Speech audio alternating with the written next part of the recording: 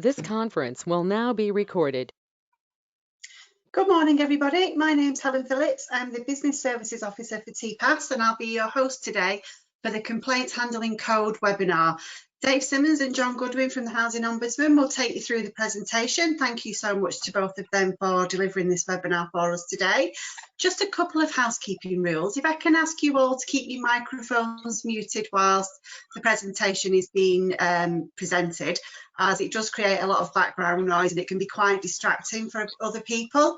And you can keep your cameras on, that's absolutely fine. We will be taking questions at the end, so if you want to pop anything, any questions, any problems, anything you'd like to put to us in the chat, which is a little speech bubble at the top of your screen, I will be keeping an eye on that throughout the session. At the end, if you want to take a question over your microphone, we will allow you to unmute yourself and do that. But if you could just keep them muted throughout the presentation so we don't get that background noise. We are recording and you will receive a copy of the recording and the presentation after the session. This will be sent by the end of this week. So that's it from me for now. I will hand over to Dave and John. Thanks for joining us today and we hope you enjoy the session. Thank you. Thanks, Helen. Morning, everybody. So welcome to this morning's webinar on the Complaint Handling Code. So John and I have been presenting these webinars since July. So I think this must be webinar number 20, and I think it's about number 6 that we've done with TPAS, and it's the last one before Christmas. And it's really good to see so many people still turning up.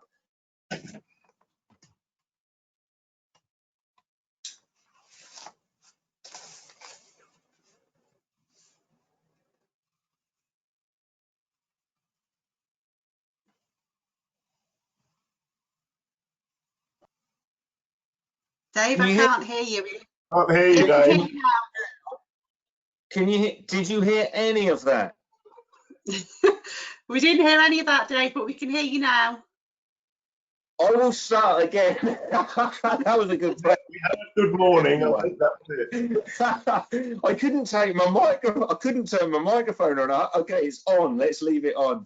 So, good morning, everybody, and welcome to this morning's webinar on the Complaint Handling Code. So, as I was saying, for those of you that can't lip read, I think this is about webinar number 20 that John and I have done since July when the code was published. I think it's about number 5 or 6 that we've done with TPAS, and it's the last one before Christmas, and it's good to see so many people still turning out.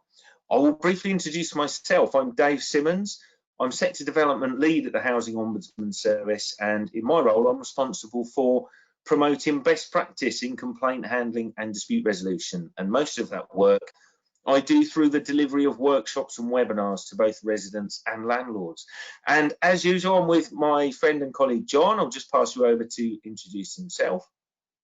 Yeah, good morning, everyone. As Dave said, it's great to see so many of you today. I think we've got nearly 40 people today. Looking at the list, we've got people from Northumberland down to Devon and possibly beyond. So it's really good to have such a wide range of people, residents and staff. My name's John Goodwin. I'm called a systemic adjudicator. It's not a very good job title, is it? But what it means is I spend some of my time investigating complaints, particularly the bigger complaints that come to us. But also I spend a lot of my time with Dave doing workshops, webinars, what we call sector development work. As Dave said, we're doing that from home at the moment. I hope I don't get interrupted because I live in the London Borough of Greenwich, and you might have heard on the news they've shut the schools, so the children are in. So I've told them not to interrupt me. Anyway, more from me later. Dave's going to go through the agenda for the session. Thanks, John. All right, so a quick run through then of today's agenda. So I'm going to start off by talking about the Complaint Handling Code. I'm going to talk about the background to the code, where the idea came from, the aims, what it hopes to achieve in the sector, and I'm also going to draw on some of the key points. So it's quite a large document. We haven't got time to go through it in huge detail, but I'm certainly going to draw on what some of the key points of the code are. Then I'm going to pass you over to John. He's going to talk about the new Housing Ombudsman scheme that accompanies the code. He's going to talk about the new requirements and the new powers that come with that scheme, and most notably the new complaint handling failure orders that it's going to enable us to make.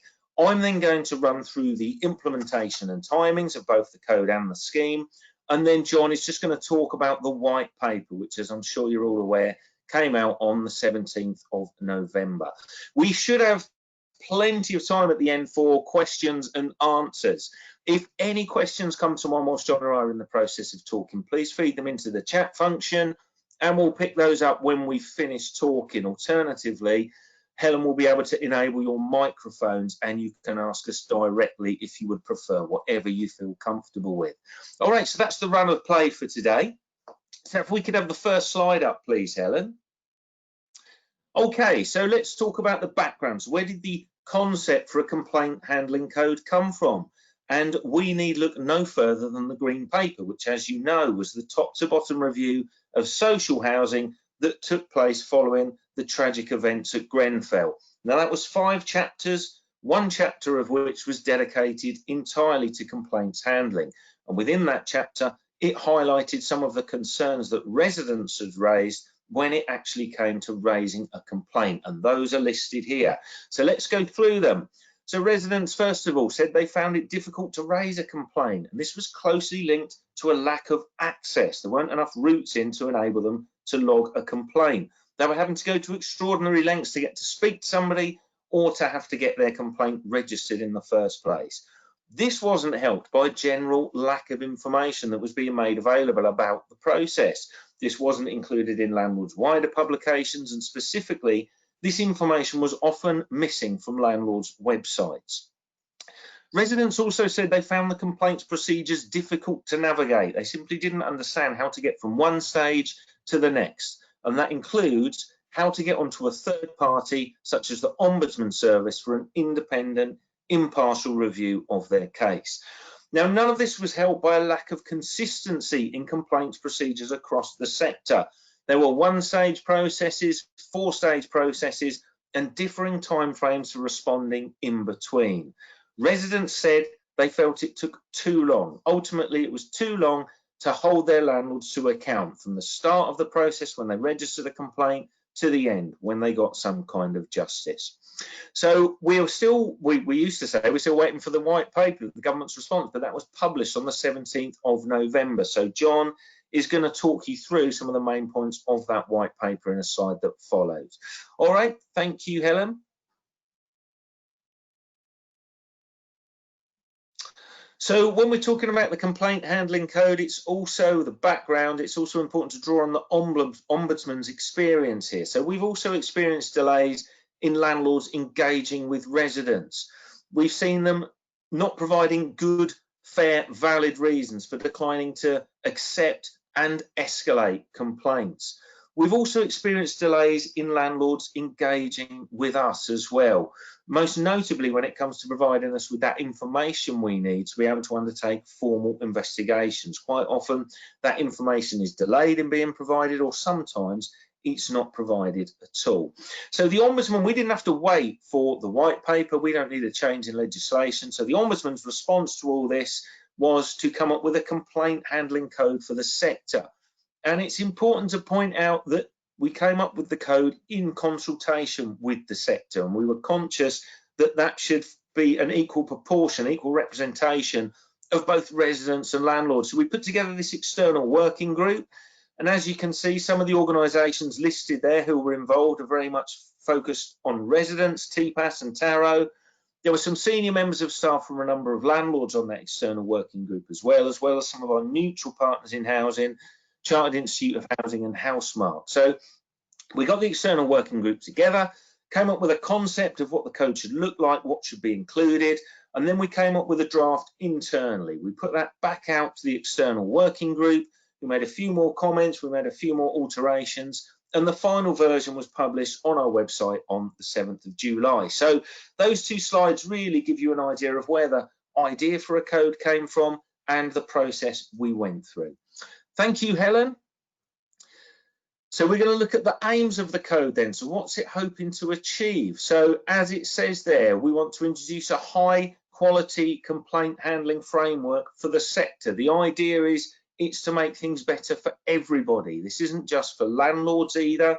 This is a guide for residents so they know how to raise a complaint and what they can expect from their landlord's internal complaints procedure. And this goes that goes somewhere to, this lends itself to our secondary role. We have a dual role at the Ombudsman. We have the first role, the traditional role of resolving disputes. We have the secondary role of enabling effective dispute resolution by others. So we're hoping the introduction of the code will go a long way to helping us achieve our strategic aim of enabling residents and landlords to resolve disputes between themselves without having to rely on our formal intervention. As it says on the second bullet point, it's not a means to catch anyone out. We're not trying to punish landlords. We're simply trying to make things better for everybody. Now, the code comes with 6 sections. It covers definition, access, procedure, timeliness, fairness, putting things right, which is essentially remedies, and learning and improvement. It also comes with it a requirement to self-assess. So landlords have to undertake a self-assessment against the expectations set out in the code and publish it. And I will run through some of the timelines involved in that in the slides that follow. So what else is it hoping to achieve then? As it says there, improved access, more consistency, faster resolution of complaints. Again, to address directly some of those issues raised by residents as highlighted in the Green Paper. It also encourages landlords to use complaints to learn and drive service improvements. Now, this is something we've always promoted at the Ombudsman. We encourage landlords to use complaints as a source of intel to learn from and put positive changes in service in place. And this is something that is reinforced and comes across loud and clear in the complaint handling code. The code also aims to set the right culture at all levels within the organisation, from board to frontline staff.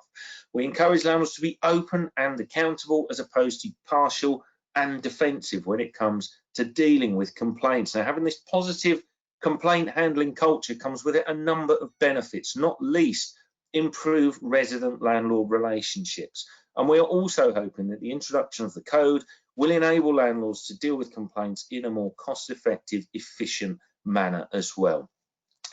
So the code is quite general in terms of the principles that it promotes, and it does provide for a lot of discretion, but it is prescriptive where we thought it mattered the most, where we thought more consistency and more clarity was needed as to how complaints were dealt with across the sector. That is where the code gets prescriptive, and I will talk through that again in some of the slides that follow.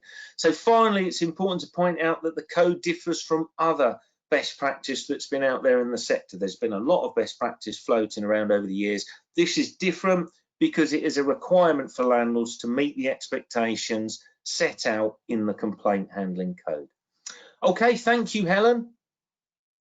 So now we're going to have a look at some of the key points of the complaint handling code. So it comes with it a universal definition of a complaint, which we ask landlords to adopt. I'll leave you to read that yourselves. But some of the important aspects of that, it talks about a complaint being one however made. And this is closely linked to some of the wider principles promoted by the code about improving access. We're trying to draw away from those landlords that still ask for complaints to be made in writing, or some landlords still ask landlords to create an online account and submit their complaint through an online portal. The other important aspect here is it talks about complaints made about those acting on a landlord's behalf. This makes it clear, this definition and the wider principles promoted by the code, that we expect landlords to take some kind of responsibility for complaints made about the actions of third parties and contractors acting on their behalf. This section of the code also says the word complaint doesn't have to be used in order for a complaint to be treated as such. It also asks that landlord staff make sure they know the difference between a formal complaint and a request for service. It also says that residents should not unreasonably be denied the opportunity to access the internal complaints procedure and raise a formal complaint. So leading on from this, there's also a requirement to improve access. Landlords are required to provide a variety of channels through which residents can raise a complaint. Essentially, it should be as easy as possible for residents to meaningfully engage with their landlords, raise a complaint to try and get an issue resolved. There's also a requirement on landlords to make sure residents are aware of the complaints procedure, of what it involves. They're asked to publish details of this as widely as possible, and there is a specific requirement for this information to be included on a landlord's website. The code also asks landlords to make sure that they make residents aware that they can contact the Ombudsman at any stage. Now, traditionally, landlords will advise residents they can contact the Ombudsman on completion of a landlord's internal complaints procedure, because that is when a complaint falls within our formal jurisdiction. However, it's important to remember that our dispute resolution process at the Ombudsman is heavily geared towards trying to assist residents and landlords resolve disputes between themselves at an early stage whilst a complaint is going through the complaints process. So for this reason, we ask landlords to make residents aware they can contact us if they think our advice, our assistance, our guidance would help them in resolving the complaint locally with the landlord. And the same applies to landlords. They can contact us at any stage. They don't have to have a complaint registered with us. Okay, thank you, Helen. And I think my final slide is this one. So this is where the code gets prescriptive. As I said, it's quite general in terms of the principles that it promotes, but we did think it was necessary to get prescriptive on some key areas. And one of those is when it comes to the number of stages. The code promotes a two-stage internal complaints procedure. Ideally, that's what we're going to see adopted across the sector. There is provision for a third stage in instances where a landlord thinks that is needed. For example, the code heavily promotes resident involvement in disputes. So if a landlord has got a resident panel at the third stage of its complaints procedure, that could be considered a good reason to have a stage 3. But really, ideally, what we want to see is stage 3, two-stage process across the board. So the code is also prescriptive when it comes to the timeframes for responding. It asks for 10 days at stage 1 and 20 days at stage 2. Now, there is provision to extend those timeframes by 10 days at each stage and beyond that in instances where landlords need more time. So we're hoping that we've struck the right balance here by making sure that landlords give complaints the correct priority and deal with them more quickly, but also that they have discretion to extend those timeframes in circumstances where they need more time, because what we don't want to see happen is landlords hitting these target response times at the expense of dealing with complaints properly and using the complaints procedure for what it's for. So there's another section on fairness in complaint handling, and what we mean by a resident focused approach is making sure that residents have the opportunity to put forward their side of the argument before a decision is reached. And it's important to point out the same applies to members of staff who may have been the subject of allegations. It's important they are given the opportunity to put forward their side of the argument and present their evidence before a case is concluded. Other parts that are written into this section include asking landlords to make sure that residents have the opportunity to be accompanied at meetings and represented in taking their complaints forward in instances where they're not able or comfortable to do that themselves. Moving on, there's a section on putting things right, and we're talking about remedies here, and this really sets out this section, things you should take into account when coming up with and proposing an effective remedy. So it talks about time and trouble, distress and inconvenience. Are any statutory payments due? Has the resident incurred any actual losses? Those kinds of things. It also sets out what should be included in an effective remedy, not least an apology, an explanation as to why something's gone wrong, and a demonstration of learning. So what has the landlord learned from those mistakes, and what provisions has it put in place to prevent those from happening again? And finally, second from last, a positive complaint handling culture. And we touched on this at the beginning, but the code, as far as the code is concerned, a positive complaint handling culture is one that involves residents, either at a scrutiny level, in consultation, in the formulation of policies and procedures, or as part of the dispute resolution process itself. And finally, there's a section on continuous learning and improvement. And again, I touched on this in the intro slide when I talked about the aims, but there is now a requirement under the complaint handling code for landlords to share the learning from complaints as widely as possible, with a specific requirement for that information to be included in their annual reports. All right, that's a quick roundup on some of the key points for me. I'm going to pass you over to John now, who's going to talk about the new scheme that accompanies the code. Thanks very much, Dave. Yes, we have introduced a new version of the Housing Ombudsman scheme. So what is the Housing Ombudsman scheme? Well, it's a document that sets out what we do and how we do it. It's our governing overarching document. I've got a copy here. I always hold it up, a dirty copy, because my cat's been walking all over it. And the cat's sitting on it, or was until I pulled it away there. So the scheme is our overarching document. We've updated it partly because we've introduced the code, but for some other reasons as well. Important to say the reason we've updated it is because we regard the changes will improve complaint handling across the board and enable residents to get their complaints resolved more quickly, more effectively, and hopefully at an earlier stage. So I'm just going to run through the main changes fairly briefly. First thing to say is that in terms of investigating complaints that you as residents might bring to us, a lot will remain the same. It won't be dramatically different. So residents of social landlords, and there's a few also private landlords who are members of the scheme. I'll say a bit more about that in a moment. But residents have a right to take their complaint through the landlord's complaints procedure. And if they're not happy with the final decision, they have a right to bring that complaint to the Ombudsman.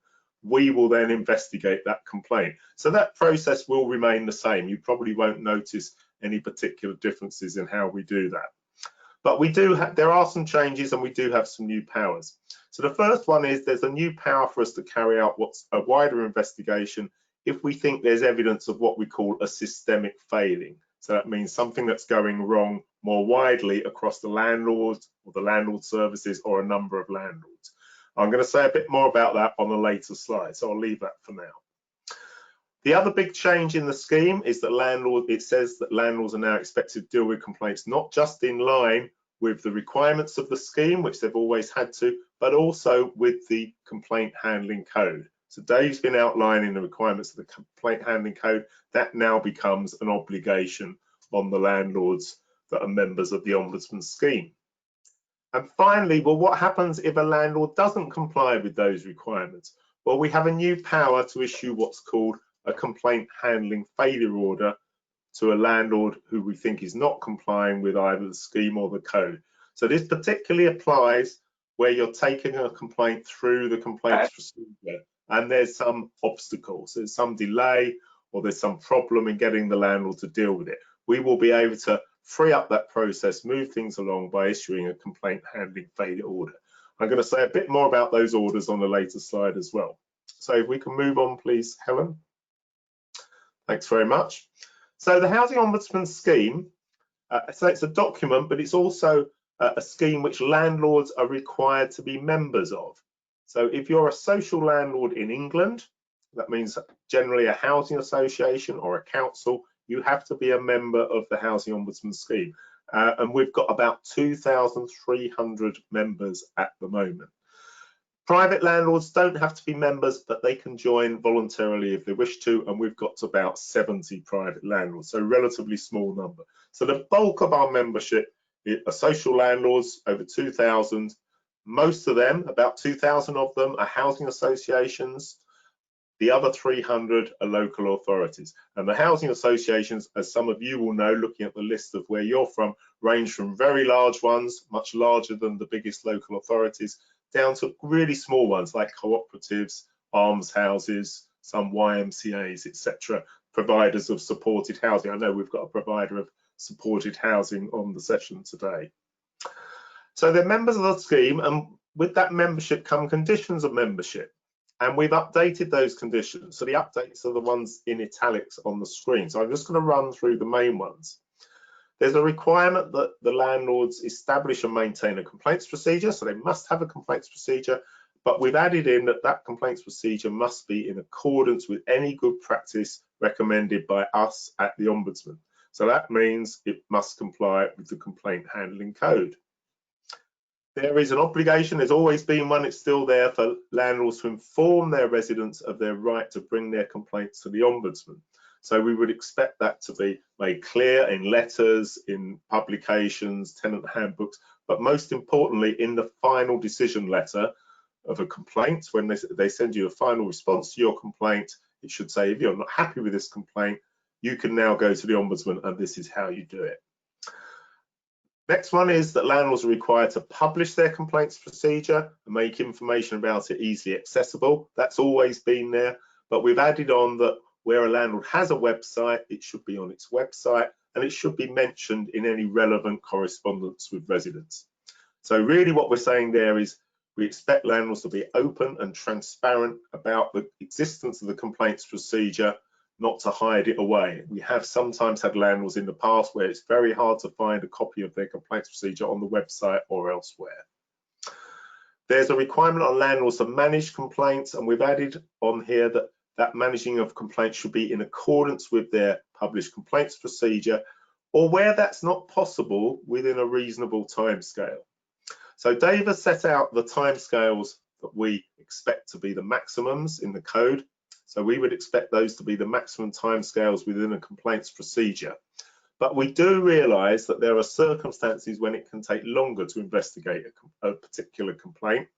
And where that's the case, we'll look at whether that's in a reasonable timescale or not. What we would really expect is for the landlord to negotiate with the resident, give them a new deadline, say, well, this is going to take a bit longer, this is the date we'll be able to send you a response. Because we do realise that a complaint about a minor issue, perhaps a dripping tap or a missed appointment, could be resolved fairly quickly. An investigation into complaints about 2 years of antisocial behaviour or major works to a block of flats, that's going to take the landlord a bit longer to get to the bottom of, to get all the relevant information. They might need more time. But keep the resident informed, keep them updated, provide a reasonable timescale. And finally, there's a requirement for landlords to provide information to us at the Ombudsman within a reasonable timescale. So this is where we decide to investigate a complaint. We will need copies of all the relevant documents, including the tenancy agreement or the lease, repair records if it's a repairs complaint. We usually give landlords 3 weeks to provide that. We're open to negotiation if the landlord needs longer, particularly because of the COVID-19 pandemic, but it has to be a timescale that we agree. And ultimately, that's the timescale that we expect landlords to comply with. Okay, next one, please, Helen. So I mentioned earlier that we've got a new power to carry out what we call systemic investigations. And that power is set out in the paragraph there. I'm not going to read through it. It's a bit wordy, but it's there. I'll explain what it means though. So at the moment, what we do is very much investigate individual issues. So it will be, for example, it might be about damp in a particular resident's flat and they complain about that damp to us. We investigate it. Or it might be a group of residents complaining about an individual issue such as the cleaning of the common parts or the grounds maintenance. So we're looking at individual issues, but in future we will also be able to look at wider issues if we see a pattern of complaints. So if we had 3 or 4 findings against the landlord, perhaps maladministration findings, because of the way they dealt with damp in different properties, we might think, well, is there something going wrong in the repair service of this landlord? And we could carry out a wider investigation, not into a particular resident's complaint. Similarly, we could also carry out a wider investigation if we saw the same issue coming up from a number of landlords. So we could carry out a sector-wide investigation into gas servicing or repairs or antisocial behaviour if we wish to. And if we found there was evidence of a failure, we would report that to the regulator of social housing, and it will then be up to them to decide what further action to take. Okay, if we could move on again, please, Helen. Just a couple more slides from me. Actually, I think this might be the last one before I hand back to Dave.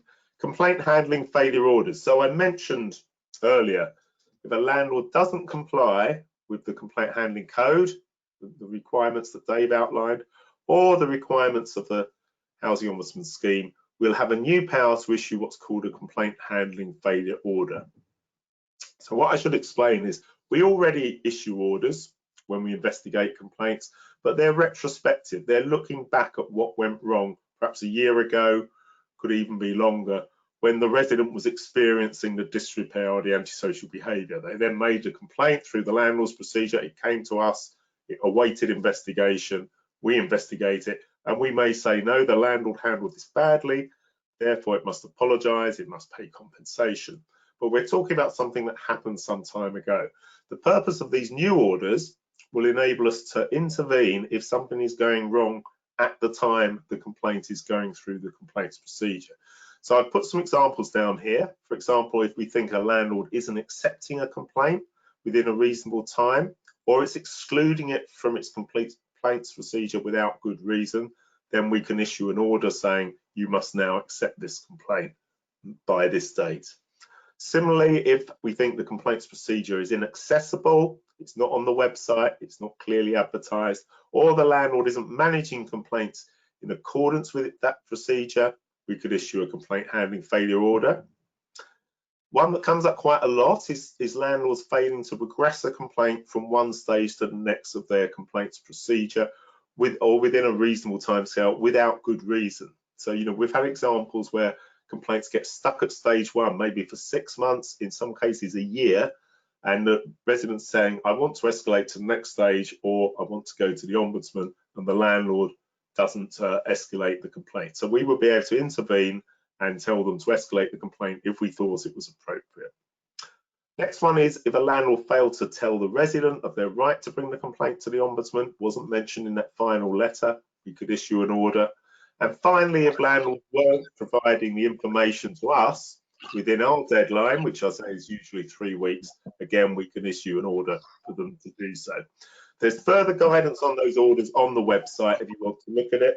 And what I want to say just before I hand back to Dave, we've only got a couple more slides to go, is that although I've talked a lot about orders there, the idea is we want really to work with landlords. We will be flexible. We'll give them opportunities to put things right before we issue these orders. We don't want to be too draconian. We want to work with landlords and residents to resolve complaints. Right, I'm going to hand back to Dave, who's going to talk about the timing of these changes. Thanks, John. So, as I mentioned earlier, the code was issued on the 7th of July. That was the point it was published on our website. The revised Housing Ombudsman scheme came into effect on the 1st of September. So I think it's important to point out, first of all, that the original plan was for these to come out at the beginning of the financial year, but clearly with lockdown, COVID-19 and everything going on, it was a really difficult time for landlords. That would have been a really unreasonable thing to do, would have made us very unpopular. But that simply wouldn't have been fair on landlords to ask them to adjust their complaint handling to meet those requirements with everything that was going on. So we've intentionally put these back to July and September. Now, as I mentioned earlier, the code comes with it a requirement for landlords to self-assess. They're required to complete that self-assessment by the 31st of December, publish it, ideally on their website, and report it to their board or their elected members. Now, that self-assessment is an opportunity for landlords to gauge how their complaint handling currently performs against the code and to set out any changes that they need to make to meet the requirements of the code. And there's a backstop in place of the 31st of March next year at the latest. That's when we ask landlords to make any adjustments they need to make to their policy procedure and complaint handling to meet the expectations set out in the code. Also, John talked about the complaint handling failure orders that we're going to be able to make under the new scheme. Now, that we're not going to be making those for real until January. So in the meantime, we've been issuing shadow complaint handling failure orders. Again, this is in the spirit of giving landlords the best opportunity to get themselves in line with the code. We emphasize always that we're not trying to catch anybody out. We're trying to make things better. So we'll be issuing shadow complaint handling failure orders up until the end of this month. As of January, we will be issuing those for real. So the shadow complaint handling failure orders, they just simply point out to landlords where they've not met these new expectations and to give them the opportunity to put things in place in time for the new year. And I think that's pretty much it. And I think John has mentioned it earlier. And again, we really want to emphasize the point that we're not using this as a stick to beat landlords with. We will always be fair, proportionate, and make sure we give landlords the opportunity to put things right. We're not just going to jump in two-footed and issue these complaint handling failure orders. They are going to be done on a fair and reasonable basis. Okay, I think that's it, John. I'll pass back to you. I think the final slide. Thanks, Dave. Yeah, there's actually 2 slides to go, but it won't take very long. Okay, just a reminder, if you have got questions, of course you can turn your mics on at the end and ask, but if you'd like to put something in the chat, there's a little bubble at the top right of your screen. I think it's at the top right of my screen.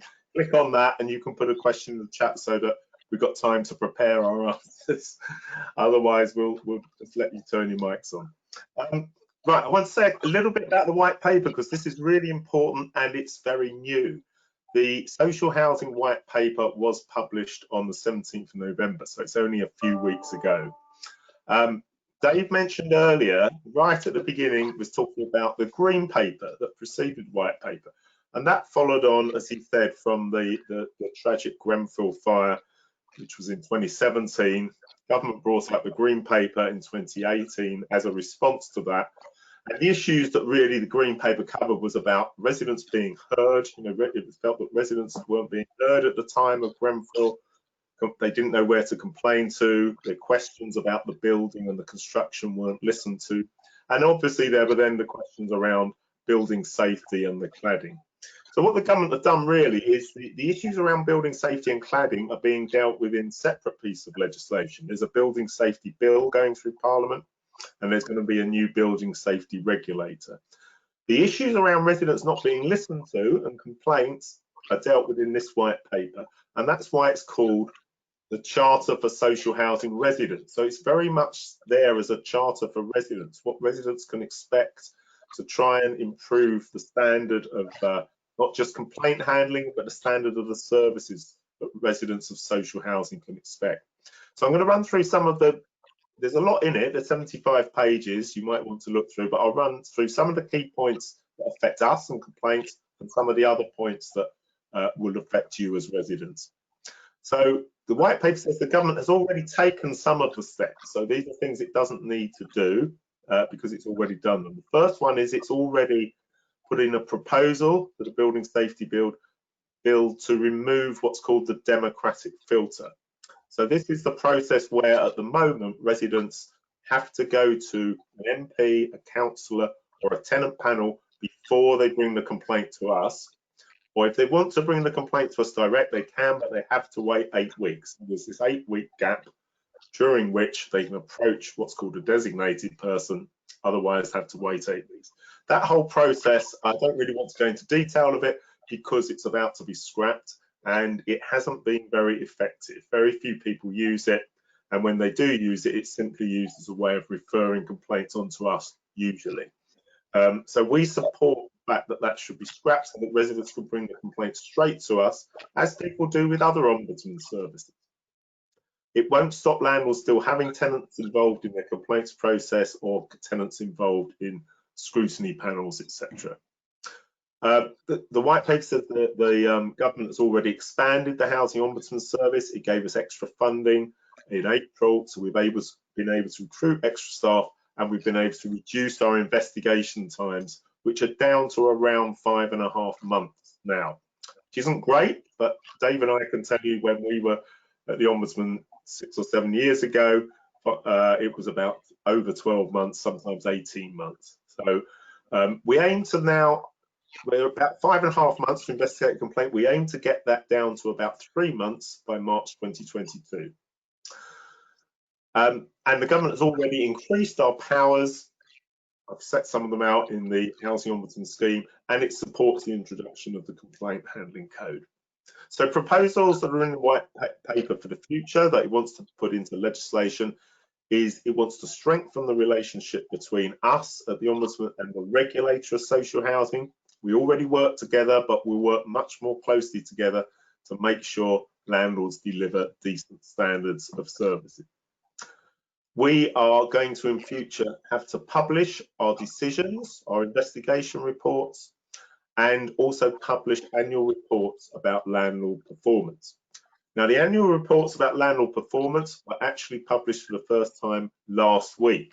And if you go on our website, there's a link there. You can select your landlord. You can look at their performance over the last 3 years in terms of how many complaints have come to us and how many decisions of maladministration we've found, and how that compares to other landlords.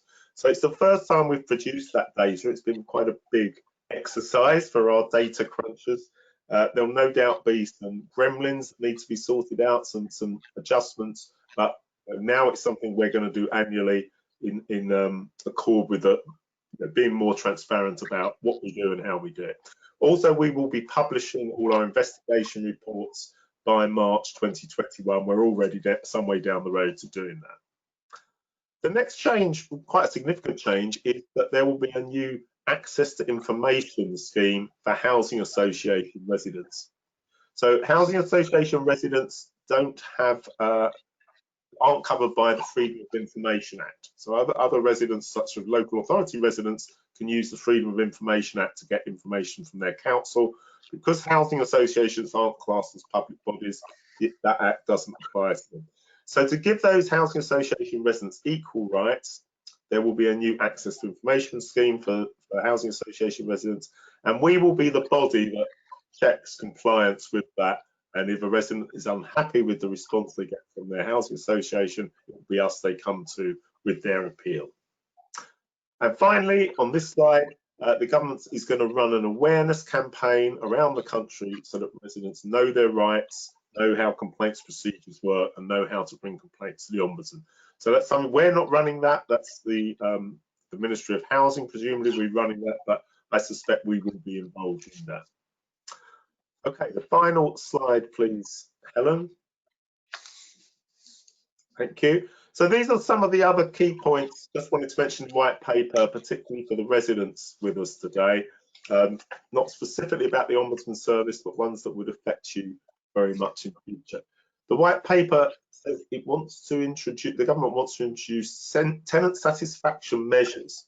So these will be like performance indicators, measuring how a landlord performs, perhaps on repairs or dealing with antisocial behaviour.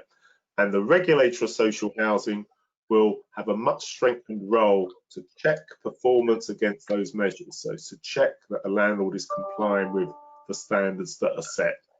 To do that, it will carry out annual reviews, sort of desktop reviews of data and publications, but it will also carry out some inspections, going into a landlord, carrying out an inspection, either because it's got concerns about that landlord, or in the case of larger landlords, it will make sure it's inspecting them at least every 4 years.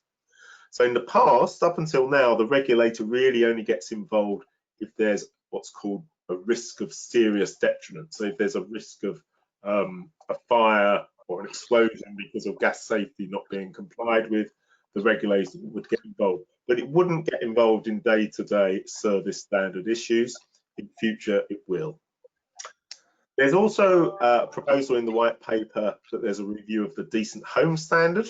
Decent Home Standard sets a minimum standard for the facilities within your home, for the standard of building. They're quite low standards. We want to review that and also possibly extend that standard so that it covers the common areas, green space, outdoor space, etc., to make sure that's of a reasonable standard and people are getting enough external space. The white paper says there will be better information for residents facing antisocial behaviour. Antisocial behaviour is a particular focus because it has been, reports of antisocial behaviour have been shooting up during the past year, and particularly during the time of the pandemic, for various reasons, perhaps because people are more at home and people are under pressure. And residents don't always know where to go to for support or to report antisocial behaviour. So there will be an information campaign around that. And finally, there's a proposal to introduce a right to shared ownership for housing association residents. So it would be residents of new housing association properties would have a right to buy a 10% share or bigger of their property. Obviously, a lot of landlords offer that already, but it's voluntary. The resident doesn't have a right to shared ownership if that's a landlord. So this in future will be an absolute right. Okay, I think that's more than enough from us. So we will now hopefully hear from you, either through the chat or through turning on your mics. Have we got any questions so far, Ellen and Dave? We have. We've got one from Juliet about systemic failure. Can residents come direct to us without the housing association complaints procedure first? Well, the answer to that is our jurisdiction is such that we can't formally investigate anything, Juliet, until it's been through a landlord's complaints procedure. But what these new powers enable us to do is, on the back of a complaint, if we suspect that there may be a systemic problem, we can now ask for further information directly in relation to that. So it does give us more powers. We don't have to see necessarily evidence that there's a systemic problem. If we have a suspicion that there is, can't get my words out, we can ask for that further evidence. So how we conduct these systemic investigations, this is something John's going to be heavily involved in. We've set up a new directorate is still being written up. The policy, that the approach to those is still in the process of being written up, but no doubt that information will be put on our website, and that will set out what our approach is going to be. So I don't know if you anything you'd add to that, John? Yeah, just that what we would be doing is looking at, have we made several findings of maladministration against that same landlord? Now, if you want to come direct to us, that's fine. As Dave says, for us to look at your particular complaint, you'd need to go through the complaints procedure first. But if you say, well, there's been real problems at this landlord, we can then double check to see, well, have we missed the fact there's been a number of complaints we've investigated? So that might mean we do a systemic investigation, or we might direct you to the regulator, who in future will be looking at the standard of services provided. So do by all means contact us or the regulator or both once we've got these new policies set up, which will be from the beginning of next year. So we've got one from... Go on, Dave. Sorry, John, I was just going to say, we've got one from Sarah about the designated person, as it's going to be scrapped. And we're getting a lot of questions about this, actually, since it was known that the designated person element was going to be scrapped. But as it stands, it's still a requirement for residents to go through that designated person process or wait that 8 weeks before they contact the Ombudsman. So you still need to give residents that advice because it's still in place. Once the Building Safety Bill goes through Parliament, then that will be removed. So we will have to adjust the information you provide and what's written into your policy at that point. But in the meantime, you still need to provide that advice because it still stands. Yeah, could I just add to that because Sarah, you say it forms part of our formal complaints policy and procedure, which I understand that. But just to be clear, I mean that the designated person is a stage that happens after landlord's complaints procedure. So you can still make sure the complaints procedure up to your final decision is in line with the new code, because the designated person stage comes after that and is optional. The resident doesn't have to go to a designated tenant panel if they don't wish to. So Dave's right, you need to refer to, well, you've got a tenant panel that they can go to, but it doesn't affect you getting the internal complaints procedure in line with the code. I've got a question, Dave, that's come to me privately. So I think Katie, it's because I sent something to Katie earlier, has replied. So can I just deal with that one? So you can't actually do it. It's about ASB. Complaints about ASB have increased since lockdown. Hang on a sec, it's quite a long query. The complaint went through stages 1 and 2, then to the Housing Ombudsman for a full review in July, awaiting determination. The resident has come back with a new complaint about ASB. So I think the question is, what do you do? Where do you, yes, the end result is, where do you draw a line with ASB or any other complaint? Where somebody's made a complaint, they've gone through your complaints procedure, and they come back to you about the same issue. This does come up quite a lot. So I think it's a judgment call for you. You know, if they're complaining about exactly the same thing, you're entitled to say, well, you've made a complaint about that. We've taken it through our complaints procedure. This is our decision. Now await the Ombudsman's decision on that. But if they're raising new incidents of ASB is continuing, or they're saying it is, and they're new incidents, we would expect you to log those incidents, and if necessary, raise a new complaint at some stage. That I know it can be difficult because often it's a judgment call as to whether are these really new incidents or is it just a continuation of the same. But do by all means phone our casework team. We are willing to discuss cases with landlords. Given that case is already with us, then we can discuss that with you. It wouldn't be Dave or I, but one of our casework team can discuss it. We've got another question from Katie, John, about the access to information that we'll be looking at appeals. So the question is, does that mean a resident will have to go through the complaints procedure first, or can they approach us straight away? We're not quite sure how they're going to be dealt with yet, Katie. That's a new thing that's going to come into place. I mean, the white paper was still it's still recent. So that's something that's going to be put in place further down the line. How that's going to work in practice, I don't know, to be honest. So I'll just watch this space and wait for further information on that.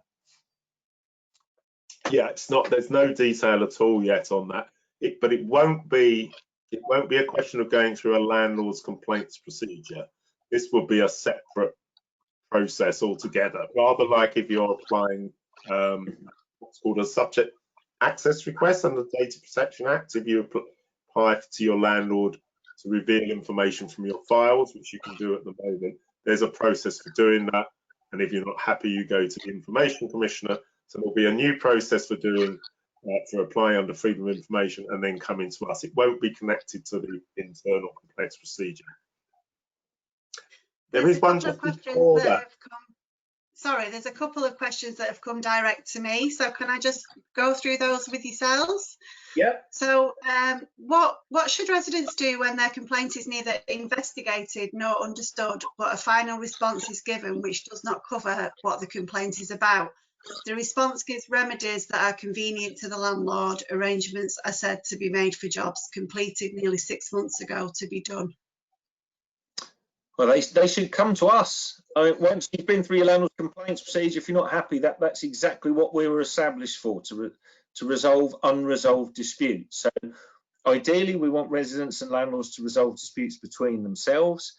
Part of our aim in the sector is to equip landlords and residents to be able to do that. But we are there at the end of the complaints procedure if you think you've been treated unfairly or haven't received a satisfactory response. So in that case, you've completed the complaints procedure. I recommend you refer the complaint to us to undertake an independent, impartial review. Okay, thanks, Dave. Another one. What is the view of the panel if the complaints policy is not called complaints policy, but called a concerns policy, for example? I haven't seen a concerns policy, I have to say. I mean, I think it should be a complaints policy, but we're not. I don't think we're gonna pull a landlord up for that. We might recommend it changes it, but as long as it does what it's intended for, I mean, really, it should be as clear as possible to residents what that policy is for. So ideally, it should be called a complaints policy. But I've never come across anything named like that. And a couple of final ones. Should landlords always offer the resident the opportunity to make a complaint if, for example, they've received a number of EODs in regard to single issue? And how will the Housing Ombudsman cope with publication of data on social landlords in the face of increasing number of mergers? Sorry, the first one, Helen. Did you go for it? Sorry, I'll do them one at a time. Should landlords always offer the resident the opportunity to make a complaint if, for example, they have received a number of EODs in regard to a single issue? What's an ELD? Do you know, Dave? Expression of dissatisfaction, I think. Yeah. Oh, I see. So, I mean, the answer to that, Helen, is yeah, landlord. I'm not quite sure I understand it, but landlords, if they receive a number of expressions of dissatisfaction, I mean, landlords have these different phrases being banned about expression of dissatisfaction, gripes. It's a complaint. If someone's not happy, they're making a complaint. So the landlord should have a clear policy in place as to how it's going to accept, register, and deal with those cases. So yes, if someone's expressing dissatisfaction, if they want it dealt with as a formal complaint, it should be dealt with as such. But sometimes there needs to be a discussion take place there about what the resident actually wants, and as a resident, you should make sure you lead the landlord on that. You're saying you're not happy with something. If you want it dealt with as a complaint, make that clear to the landlord, and they should take it forward in that manner. And the one about publishing data, was that the other half of that question? Yeah, I think, and mergers, yes, I mean, it is a constant challenge for us that our membership, as I say, we've got 2,000 odd social landlords, but the housing association bit of that keeps changing because people merge or demerge or whatever. It won't affect it. We will publish data on all the landlords that are members of the scheme, but we just have to constantly keep on top of the changing names and formats of landlords. But anyone who's a registered social landlord, registered with the regulator of social housing, would then have would have information published by us. I know it is quite difficult, but we will be updating that every year to make sure all landlords are covered. There's also one, sorry Helen, did you have any more to ask? I think that's it, the ones that were sent direct to me, thanks. There's one in the chat that I think we might have missed, which was from Mark, who I believe is from Gateshead. We've got a number of people from Gateshead. Mark says, I'm attending alongside members of our complaint scrutiny panel today.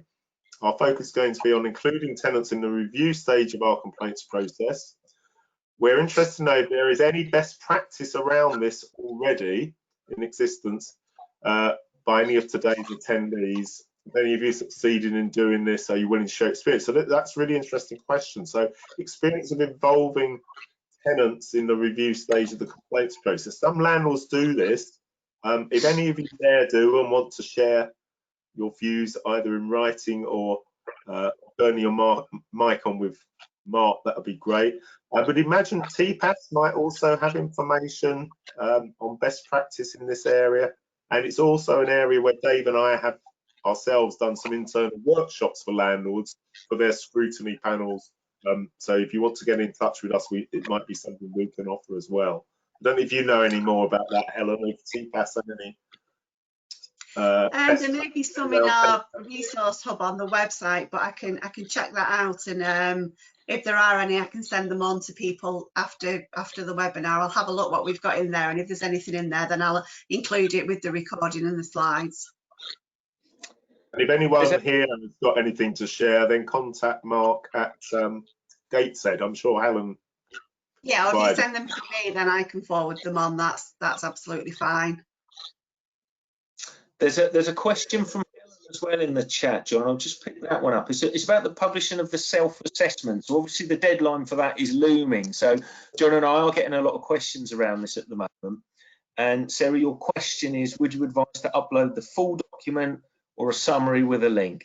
It doesn't really matter, whatever you think is best. I mean, what you're asked to do is publish it. So either route that you take there, that information is going to be readily available. So that's whatever you decide to do there, Sarah. I will take this opportunity to point out, just to remind landlords, we don't need to see a copy of your self-assessment. That's for you.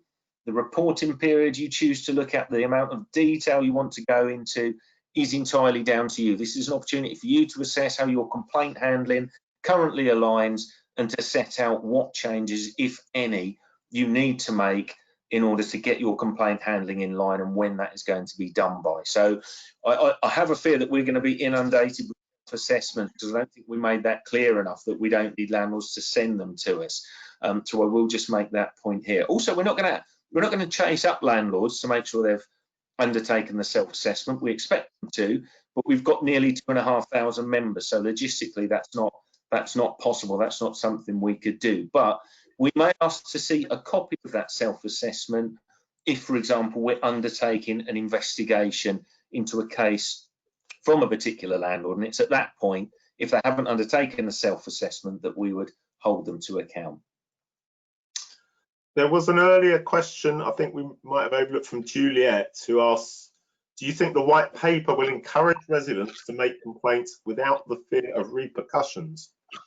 Well, we'd be very concerned if we thought residents did fear repercussions. But the whole drive of our complaint handling code, as well as the white paper, is to say that landlords, should accept complaints openly, should welcome complaints, should learn from them.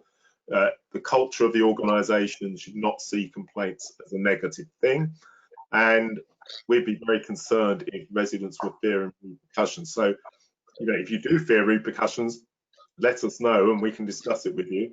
And similarly, I think that's also the drive of the white paper, is very much to make sure that residents know how they can complain, feel they can complain, and make landlords as transparent as possible. I don't know if you want to add anything to that, Dave.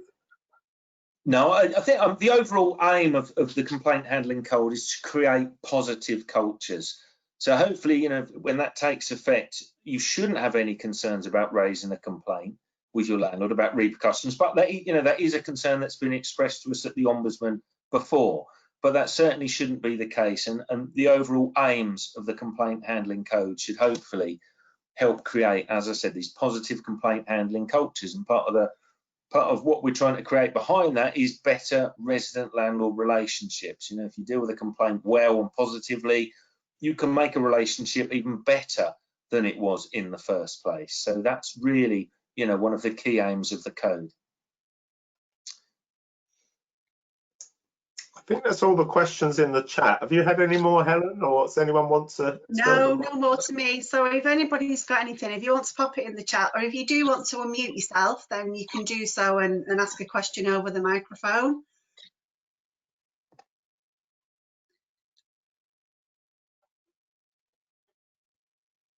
If not, one thing we should mention while we're here, we've put a frequently asked questions guidance sheet on our website. So that is based on the types of questions that John and I have received since we've been doing these webinars we started in July. So we put that together just to answer some of the common areas of uncertainty that arose and some of the things that landlords and residents asked us to provide further clarity on. So those frequently asked questions can be found on our website. If any queries come to mind retrospectively, once we finish, have a look at that. If that doesn't clear it up for you, then you can always get in touch with John and myself at the Ombudsman. Okay, thank you. I'm not sure that there's any more questions coming in, so whilst if anybody's got anything, then just pop it in. But before that, I'll just kind of take this opportunity to thank everybody for joining us today. A huge thank you to John and Dave for taking us through the presentation. I hope you all found it very useful. We are hoping to do more work with the Ombudsman in the new year, so look out for any kind of webinars and things that we may have coming up in the new year. This is our last one before Christmas, so I'd like to take the opportunity to say to everybody, I hope you have a lovely, lovely festive season and a really happy and healthy new year. 2020 has been a bit rubbish, so hopefully 2021 will get a bit better. But thank you for joining us today. Thank you for all your support over 2020, and we look forward to seeing you all soon. I think that's it from everybody, so thanks again, Dave and John, and we'll see you soon. Take care, everybody. Stay safe. Thanks, everyone. Thank you. Bye.